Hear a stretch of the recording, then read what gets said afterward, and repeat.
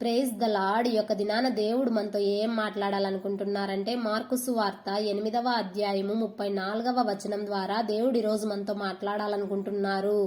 అంతటా ఆయన తన శిష్యులను జన సమూహమును తన యొద్దకు పిలిచి, నన్ను వెంబడింపగోరువాడు తన్ను తాను ఉపేక్షించుకొని తన సిలువనెత్తుకొని నన్ను వెంబడింపవలెను. తన ప్రాణమును రక్షించుకొనగోరువాడు దాని పోగొట్టుకొనును. నా నిమిత్తము సువార్త నిమిత్తమును తన ప్రాణమును పోగొట్టుకొనువాడు దాని రక్షించుకొనును. అంటే మన యొక్క జీవితంలో మన ప్రాణాన్ని మనం రక్షించుకోవాలనుకున్నప్పుడు మన ప్రాణాన్ని మనం పోగొట్టుకుంటామనేసి, అలాగే క్రీస్తు నిమిత్తము అంటే దేవుని నిమిత్తము, దేవుని యొక్క సువార్త నిమిత్తమును మన ప్రాణాన్ని పోగొట్టుకున్నప్పుడు మనం రక్షించుకుంటామనేసి మనతో ఈరోజు మాట్లాడుతూ ఉంటున్నారు.